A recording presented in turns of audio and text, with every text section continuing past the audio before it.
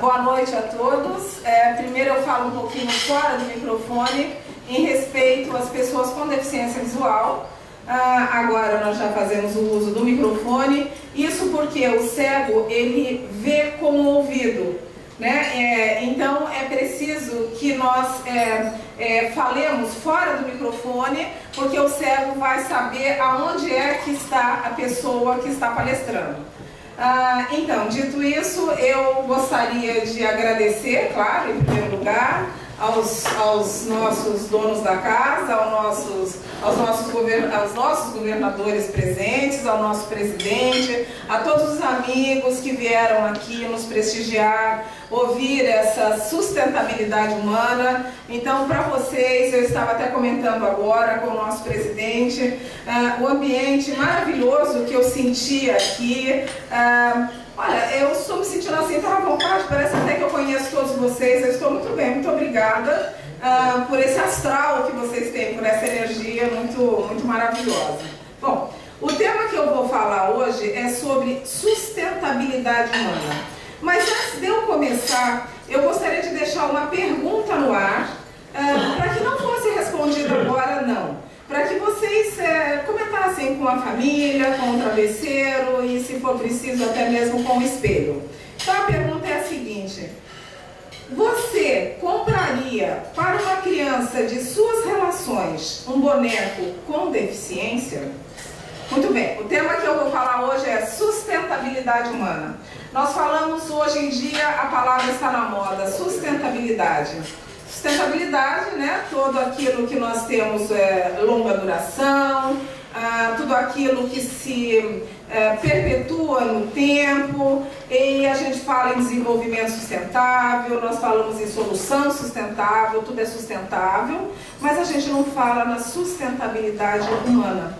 Então, eu sou ambientalista e eu penso que os meus pares começam pelo final. Então, eu digo, como nós vamos falar em conter o derretimento das calotas polares, como é que nós vamos falar em preservação do meio ambiente, como nós vamos votar o texto do novo Código Florestal, se nós não nos damos conta de que nós somos, o homem é o principal predador de si próprio. Então, se nós não nos amamos, nós não temos condições de amar o planeta e, em consequência, se nós não nos amamos, nós não vamos amar o próximo.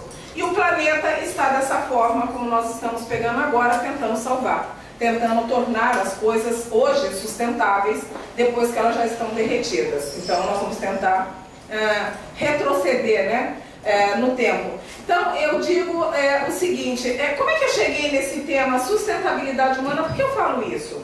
Bom, muito bem, eu antes, há 5 anos atrás, eu era pessoa sem deficiência. Aliás, eu acho muito bom, sempre que eu tenho oportunidade de falar para alguns grupos, eu sempre digo, porque é muito natural, quando a gente chega em algum lugar, as pessoas começam a conversar comigo ou com qualquer pessoa que tenha deficiência, e normalmente, graças a Deus, a maioria das pessoas não tem deficiência. Então aí chega no ponto da conversa que a pessoa fica assim: ah, pois é, Débora, a pessoa não, e aí vai sim, e não sabe como é. Normal. Então eu percebo que a sociedade tem uma dificuldade quando conversa com as pessoas com deficiência e vai contar um caso, e o caso se passa com uma pessoa que dizemos normal, e a pessoa fica sem saber como dizer. Então eu aproveito essas oportunidades para dizer, olha, é simples.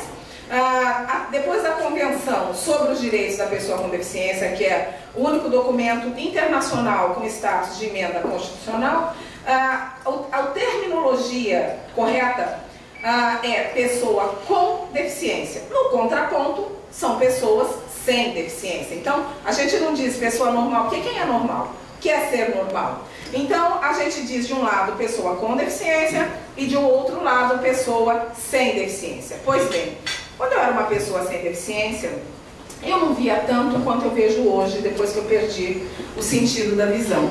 Porque antes eu não me apercebia de como era bom ter olhos para ver. Claro que eu era uma pessoa feliz, hoje eu sou uma pessoa feliz, mas a minha visão era bem outra, a minha visão do mundo.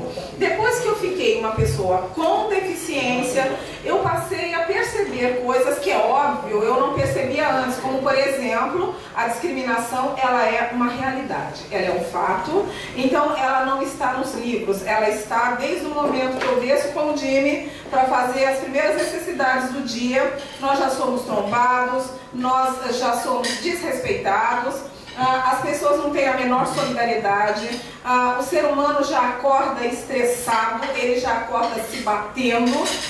Eu quando saio à rua com o Jimmy num local de muito movimento, eu percebo como as pessoas são agressivas. Então às vezes eu quando logo que cheguei eu não usava óculos. Mas depois que várias vezes as pessoas trombavam em mim na rua, até propositalmente, achando que eu fosse uma madame com um cachorro chique, com um apetrecho, uma parafernália diferente, e as pessoas batiam em mim e ainda diziam assim, não tá vendo não, tá cega? E eu dizia, sim, eu sou cega. Aí a pessoa ficava constrangida. Então, minha gente, a discriminação, ela realmente é real. As pessoas não têm a menor solidariedade, não têm a menor educação, não têm o menor respeito. Então eu fiquei pensando, como é que eu vou fazer? E logo assim que eu ceguei, a minha filha, que já estudava no colégio religioso há 10 anos, nós fazemos parte desse colégio, ela sofreu o bullying. O bullying tem a idade da humanidade, mas é que agora também está na moda, tanto quanto a palavra sustentabilidade. Esse bullying que ela sofreu foi por conta da minha bengala, vocês imaginem. As pessoas iam à frente, as amigas que frequentavam a nossa casa há esses 10 anos ficavam conosco em casa, mas quando saíamos à rua, que eu ia com a bengala, com a minha filha, as coleguinhas se distanciavam, os pais permitiam, a direção não via nada. Então é esse horror, e isso não acontece só comigo não, isso acontece com todo deficiente. Mas é que muitos deficientes preferem, até por vergonha, não tocar no assunto. Mas não há como nós coibirmos, não há como nós mostrarmos à sociedade que isso é um sofrimento injusto se nós não tocarmos o dedo na ferida, se nós não falarmos abertamente, como nós estamos falando agora. Nós temos que discutir os assuntos. Não adianta fazer festinhas pra gente, como eu digo, porque normalmente nós temos também, aliás não é normalmente, graças a Deus, mas nós temos alguns empresários que eu os denomino empresários da agonia. São aquelas pessoas que oferem vantagem às custas da desventura alheia. Então são pessoas que promovem, por exemplo, jantares à escura. Então eles usam no cego e ganham os ingressos, até bem caros, por sinal, e colocam dinheiro no bolso, não tem nada em prol da pessoa com deficiência. Pois é, então esses empresários a gente também tem que enfrentar. E esses empresários, eles só sobrevivem por conta dos deficientes que permitem. Se nós deficientes não dermos margem, esses empresários vão sucumbir. E é aquilo que nós queremos. Então, depois desse quadro ligeiro que eu expliquei para vocês, eu cheguei à conclusão de que eu tinha que deixar aflorar em mim a militante que já existia. Porque o militante, ele nasce pronto, ninguém faz o militante. Nós precisamos depois de uma certa burilação. Mas eu já nasci assim, eu já nasci para fazer alguma coisa. Bom, então eu fiquei pensando, vocês vejam, até bem pouco tempo o estereótipo do ser humano era pele e osso. Agora, nós pagamos, homens e mulheres, os cirurgiões, para tirarem as sobras, as pelancas, as gordurinhas indesejáveis. Então, o estereótipo que eu vejo do atual ser humano é esse cidadão, é esse ser que está aqui. É um amontoado de ossos secos. Nós hoje estamos com a mente assim vazia, não há nada. Nós somos esse vale de ossos, até por sinal, nessa semana eu ainda estava lendo uma passagem do Velho Testamento, que a gente vai lendo tudo sobre a humanidade para a gente entender por que nós ainda estamos nessa precariedade de cabeças, de atitudes. E eu então me deparei com uma profecia de Ezequiel, de nome Ossos Secos. Eu achei assim incrível, porque a gente vê como é a energia, esses fatos, essa profecia, claro que é do Velho Testamento, e como ela está na moda, em que Ezequiel dizia que eles diziam ao Senhor que ele estava no vale de ossos secos, e que ele não via como, ele andava por aquele amontoado de ossos super ressequidos, e ele entendia que Senhor desse vida a eles novamente, os recompusesse, eles estavam tão perdidos que eles não teriam nem como se encontrar que pedaço era de quem. Então eu fiquei assim pensando, poxa, vocês vejam, uma passagem tão antiga e tão moderna, e isso nos deixa enormemente entristecidos, porque nós vemos como nós não evoluímos.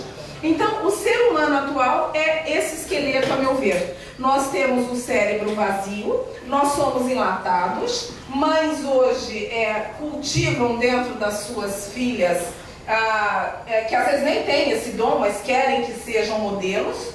Então deixam as crianças comerem uma folha de alface e um tomate, e isso é a moda. E depois, contraditoriamente, nós choramos no enterro das jovens que morrem de anorexia. Quer dizer, nós somos uma contradição.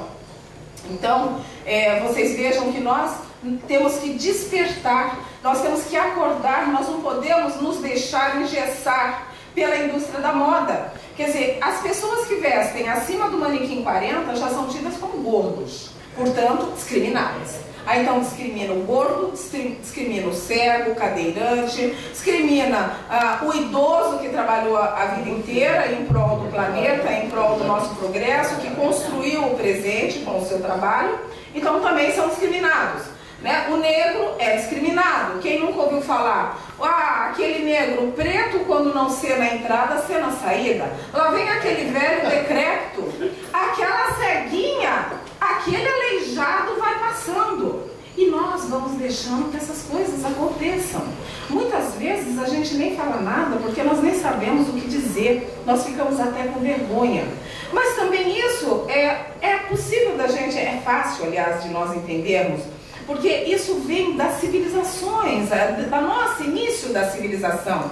Quando nós nascíamos pessoas com deficiência nos primórdios, nós éramos tidas como pessoas impuras e, portanto, atiradas contra paredões, porque nós não tínhamos direito a viver.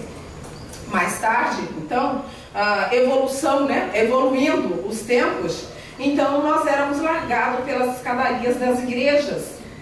Depois a gente foi evoluindo, então nós éramos tidos como loucos.